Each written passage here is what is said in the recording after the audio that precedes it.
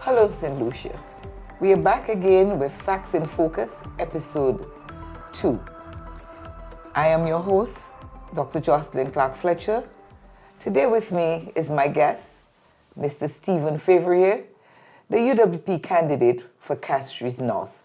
We are about to have a very interesting discussion with you this evening, and we are going to speak mainly on, among many other topics, of course, we're going to speak about St. Lucia and in the geopolitical arena.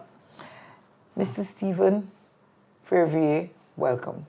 It's a pleasure to be here with you, and to our listening and viewing audience, it's also a pleasure to be here with you this evening. Mr. Stephen, let's jump right into this conversation because we're going to have a little discourse today, and hope that we can inspire St. Lucia to learn a little more about the plans that the United Workers' Party have for them. But more importantly, I want to address to St. Lucia who Stephen Favrier is, the man that he is. I mean, I know that you have worked with the government of St. Lucia for a long time, and then you were out on the international scene. Before I delve into the topic that I want to discuss with you, just tell St. Lucia who Stephen Favrier is. Well, I mean, there are many dimensions to Stephen Favrier. The father, the very, let's say, interested international relations scholar, and someone who's been always fascinated with the interchange between economic development as well as our external relations. So from a very early age, I've always had an interest in how a country's development could be underpinned, strengthened, and accelerated by effective foreign relations. And I've been fortunate to have started my career in the OECS Trade Policy Project, with one of my mentors, Honorable Charles Cadet, and then of course I served under a number of very distinguished St. Lucian ministers, as well as senior foreign policy experts, some of whom you would know. Julian R. Hunt, I served when he was minister. I served with Petrus Compton. Of course, you would know the late deceased Cosmas Richardson, who was my PS at the time. So some of the most high quality, thoughtful, and engaged foreign policy experts. So I had the great fortune of starting my career with those individuals. And then it was off to a stint in Brussels with CARICOM during the EPA negotiations. Subsequently, having returned to St. Lucia, I did have another opportunity, this time returning to Geneva, with the OECS, serving at the OECS mission in Geneva, and really engaging at the World Trade Organization. That also allowed me to expand my network, and ultimately I was given responsibility of being the trade advisor, who was the lead responsibility for small states, for the Commonwealth Secretariat also in Switzerland. From there, I had an opportunity with the Commonwealth to be the senior reference person in the Pacific, covering everywhere from Melanesia to Polynesia and everywhere in between. And of course, that was a great opportunity to learn about the very interesting political and economic dynamics in the Pacific. Subsequently returning to Geneva as head of mission, then ambassador. And finally, before returning to St. Lucia, I was honored to serve in the cabinet of Dr. Ngozi Okonjo-Iweala, the head of the World Trade Organization, as her senior advisor. It was one of the positions which allowed me to really be at the coalface of international diplomacy, and of course engage with many very senior members of international organizations, as well as heads of state and heads of government. So I've had a really, let's say, interesting journey. And of course, it's my turn now to return home and bring those expertise and experiences to bear on the enormous challenges which the country faces, with a government which has not shown itself to be competent and capable of leading the country, not only in the sphere of economic relations, but certainly on social issues, on infrastructural issues, and on governance issues. So I'm here to serve the country and bring every scintilla of experience and exposure to bear on the challenges, the enormous challenges this country faces. So still, you're still a young professional at the zenith of your career. I can understand that because I kind of walked that kind of path in my career. So I know what it is like to give up something like that to come and serve your country at this time.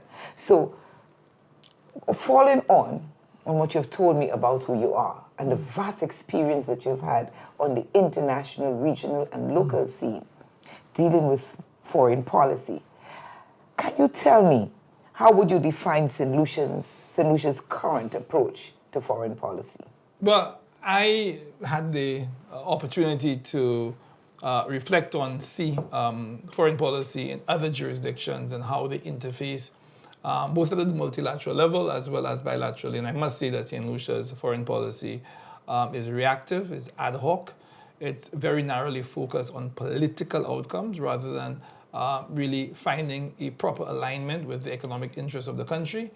So, for example, since the time of Sir John, where we had an alignment between our cultural, economic, and political relations with the European Union, for example, on bananas, with the United States and Canada with respect to tourism and the expansion and access to capital, this government has really focused on partners which may be similarly disposed politically, but not really looking at how those partners could help develop St. Lucia. In other words, we've moved away from our traditional allies. We've moved away from looking at strategic relationships and partnerships, which could help develop the country, help bring in the necessary investments into the country, help ensure that the men, women, young boys and girls who want new economic opportunities, new jobs, that they could find those opportunities, not only through domestic and regional investment, but looking at how foreign direct investment can help propel the country. So we need to do a better job at finding better alignment between our foreign policy and our economic interests. Until now, I think the Labour Party government has they failed in that regard. So I would ask you then, and you already can feel my second question coming up. And it's not a standard question. And you have now highlighted what is wrong in what's happening. I know you will be elected to be the candidate or the representative for Castries North. I know that. So when you're in cabinet, how would you address those same things that you've spoken about? Look, I think we have to have a very broad view of relationships. We need to engage and maintain strong relationships across the globe. So some of the traditional sources of capital, for example, are shifting.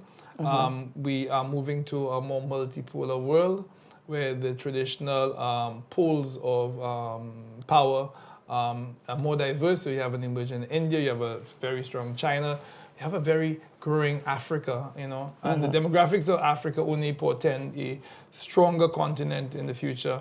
Dr. Fletcher, you would know that in Africa, 70% of the population is under 30 years old.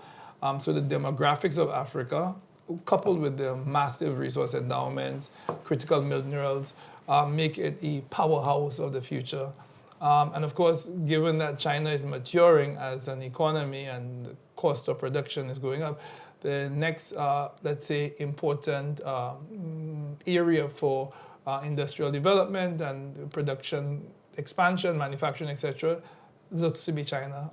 Because of the youthful population, because of the large internal market, 1.3 billion, as well as the huge factor endowments and critical minerals. So Africa has an enormous potential, and I think we need to also ensure that we can participate in that, participate and grow and strengthen relations with Africa.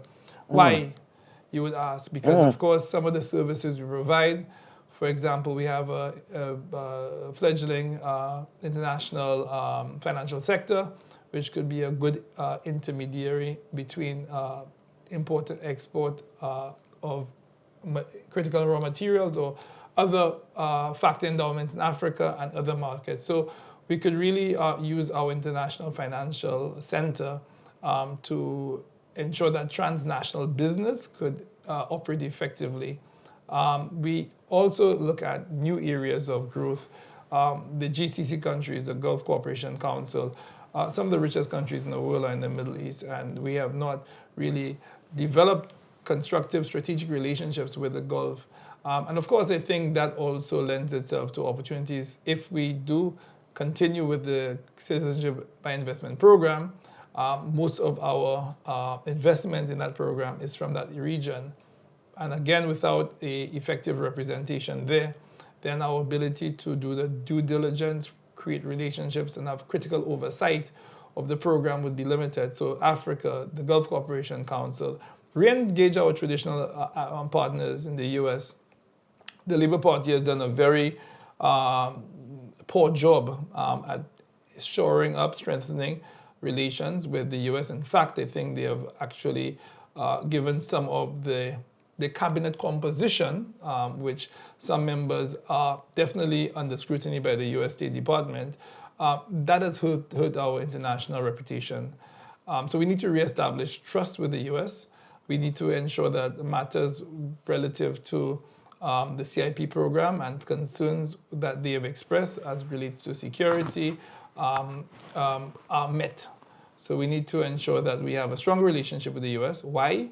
Because 70% of our tourism arrivals come from that critical market. Most of our friends and family in the diaspora live in the US. It's the world's biggest capital exporter. It's the world's biggest economy, with over $24 trillion in value. It would be short-sighted for us to think that we can't or we should not strengthen the opportunities through our relationship. So strengthen the relationship, traditional partners, expand relationships in Africa, expand relationships with the GCC, and ensure that those relationships are fully aligned with our economic interests so that the young people in this country, business owners, and the average person could see the benefits of our foreign policy. Europe? Certainly. I didn't include Europe. I do believe that there are critical opportunities in Europe.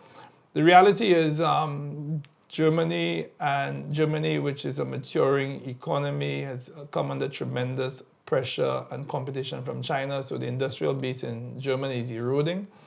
So they have some structural challenges which you'll have to address in the medium term. And of course, you have structural change taking place in Europe economically. You have the Draghi report, which really points Europe into a direction of economic renewal and making the reforms which will allow it to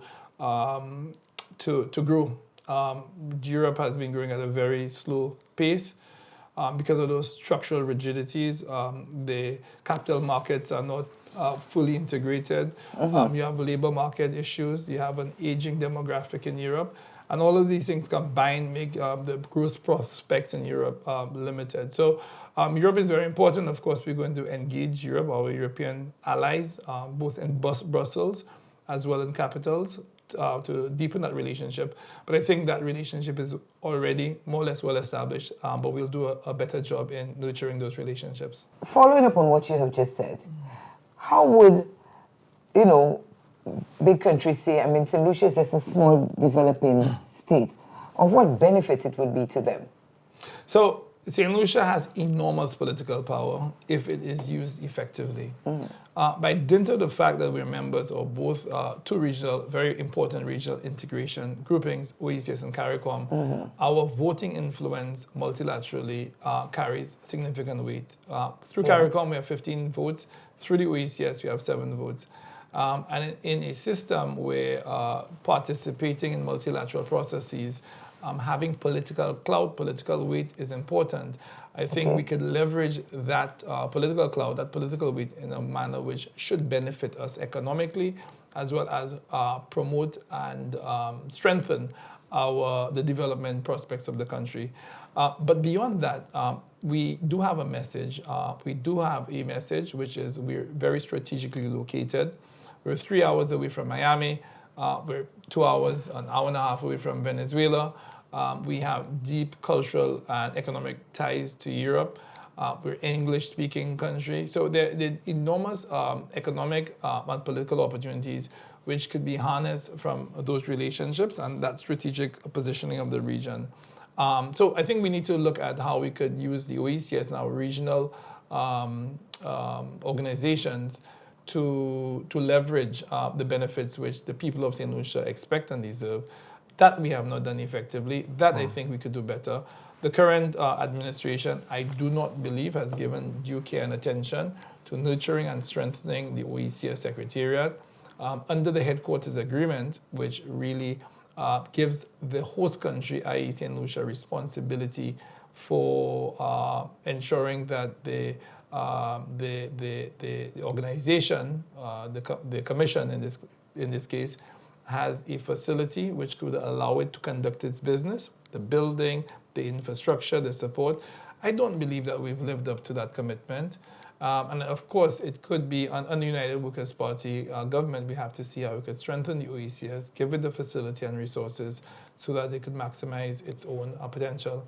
CARICOM, of course, the incoming Prime Minister, the leader of the opposition, has raised some legitimate concerns with respect to how the organization functions and the contribution that it makes to small states or LDCs, the CARICOM LDCs, which are the OECS and Belize. We need to ensure that we are able to benefit from that relationship. But in all, I think it's a plus for us. The OECS is a plus for us, CARICOM. And we need to better leverage those relationships externally so we could benefit our people. Well, thank you. I'm going to take a pause here right now. St. Lucia, we will take a break and we will be back.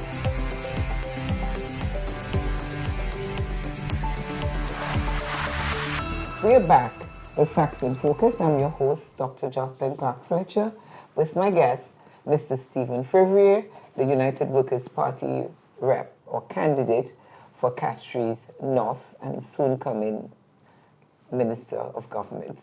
Mr. Fevrier, we are back. And you know, I'm feeling good about this because, you know, I am so proud, excuse me, of the slate of candidates that the United Workers' Party has now. And you know, I've been in this thing a long time. And for the first time, I am really, really impressed with every single candidate. So before I go on and talk a little bit, bringing everything home to what you're dealing with right now, I just want to ask you this question. The multipolar world is evolving in South-to-South collaboration. What do you think is the way forward? Well, I still think that some theorists would argue that we have a two-step unipolarity, and that what that would mean for some IR theorists is that we have a sort of a unipolar world with the US as being the hegemonic power, and then we have pockets of growth and prosperity and emergence in some parts of the world, and that would be India, Brazil, of course certainly Africa would form part of Southeast Asia, Vietnam, etc. So you have the emergence of new economic powerhouses, but of course the US remains a predominant and hegemonic power. Wait, let me just take a opinion. When you say this, I would also like you see, you have the intellectuals that understand those very brilliant terms, but I want my audience out here to understand what you're saying as well. So multipolarity would refer to a world where you have many different nodes of power. So this bipolar world was the US and the USSR. Multipolar would suggest that you have many different nodes of significant economic and political power. And of course, with the emergence of China, with the emergence of India, which are significant players economically, with the potential of Brazil, there is a notion that the world is going to move away from one predominant power, which would be the United States, to a number of different nodes of economic influence. And one of those nodes of economic influence, for example, in the Gulf region would be Saudi Arabia, which is a significant economic player. And now they become a more significant political player. So we're moving away from a world where there was one major economic power, one major political power, to a world where there are different nodes of political influence, regional and sometimes international. And that creates opportunities for us. But wouldn't you see that, hearing this, I can understand the government people or the party that's in, they would jump up and say, well, you know, we've been talking a lot about Dubai. They're always in Dubai, and they say they're forming strategic partnerships with Dubai. And just recently they had this African, whatever he was here, and they're not even very happy. Some of us are not happy with that. These kinds of alliances that you're talking about? No, I think I had a good fortune of working closely with some of the emerging African countries. For example, I did a strategic partnership with African Import-Export Bank when in my previous role, and they were very effective collaborators and have enormous political clout, economic clout in Africa, and have really turbocharged industrial development in many African countries. So engaging those relationships for us is important, let's be clear. Okay. However, I think those relationships have to be done in a transparent manner, which the St. Lucian population understand what the benefits are and how the value of those relationships accrue and are distributed. Right. It can't be done like Stephenson King did, where there's a backdoor deal with some investor which nobody knows about. Okay. I think we need Precisely. to be transparent. We need to be engaged at a strategic level on what these relationships could yield, not what the political value is for a political party or what economic benefits will flow to someone's pocket. So I think there are huge opportunities in Africa, for example. And of course, within the context of the continent, there are significant players and investors in Nigeria and throughout the continent, which we can, of course, look at engaging to develop partnerships which could benefit the country. But of course, this has to be entered into transparently with a clear, sighted view on what the opportunity is for the average St. Lucian. And I think the same holds true for the Gulf region. The same holds true for looking at opportunities further afield. What is the value for the gentleman who is in Odlum City, or in the Boulevard, or in Grozily? What is the value for that individual? It can't be, how could I cut a deal which would enrich me and my party and have St. Lucians hung out to dry, which is what I think many people believe has happened in the last 4.5 years, which is what many people believe has happened in the CIP program, which is what many people believe happened through GPH, that the benefits went to lawyers, friends of the party, and those people who were involved in cutting those shady deals, but not to the people of St. Lucia. So when we form the government, my effort will be focused on creating value for St. Lucians, creating opportunities for St. Lucians, seeing how we could develop Castries North, seeing how we could extend value to Laborie, Castries East, places that the current government has actually, let's say, forgotten and have not made any effort to develop. So there must be an alignment, clear alignment between our foreign policy objectives and creating value in St. Lucia and taking care of the needs of this country. So there's nothing wrong in aligning ourselves with Africa and Dubai and so on.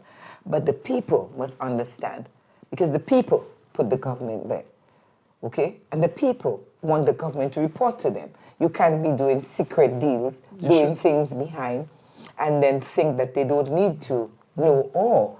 Where you see, I need to ask the investor first. You need to, you're there, you're working for the people. So we would want, when you guys get in, that whatever you are going to be getting in, that the public must be well appraised of the benefits that will trickle down to them from those partnerships, alliances that you're making. But then you're now going against a very prominent, long-standing, former United Workers' Party representative. He got out of the elections the last time because not out of the elections, but out of the United Workers' Party the last time, and it's a well-known story in St. Lucia as to how he came out. But this gentleman, this man, used to be a former prime minister, a minister of government in the United Workers' Party. How do you see yourself against this individual, knowing what you have known, and you come in there now to represent your constituency? Well, I think if you examine his record, I think he's failed at every level. I'll speak lastly about at a moral level where he's failed through betraying his people and lying to the people of St. Lucia and the people of Castries North. But let me start where he's failed as a government minister.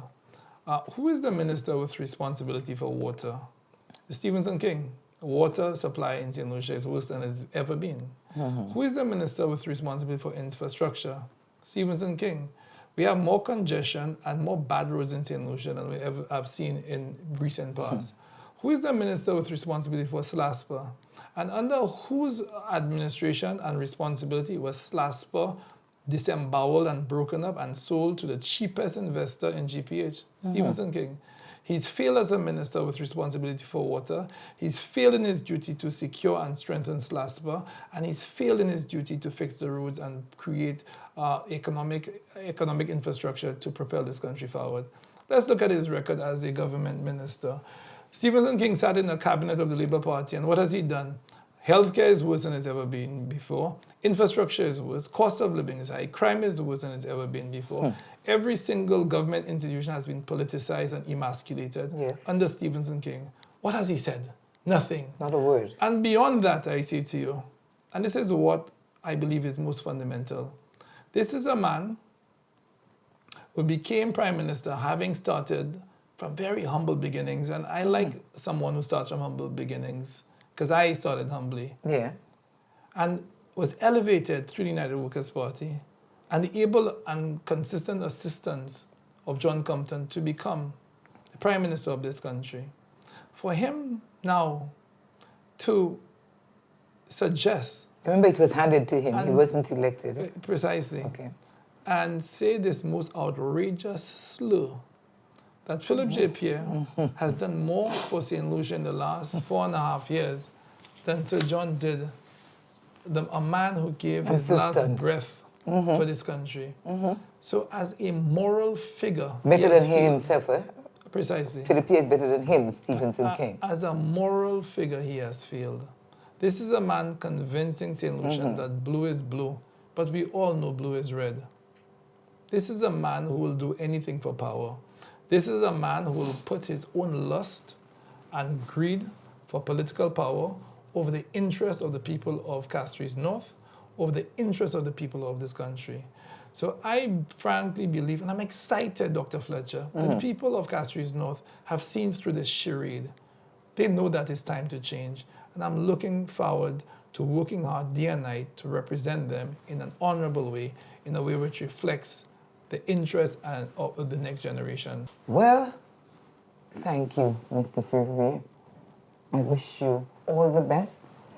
As for me, I don't know about St. Lucia, but I am very certain that since the people of Castries North, their eyes have been opened, and even if they are the people who are a little more quiet, they're not the types that would be more like you'd find people from maybe the Castries East, Castries South, East Basin coming out like that.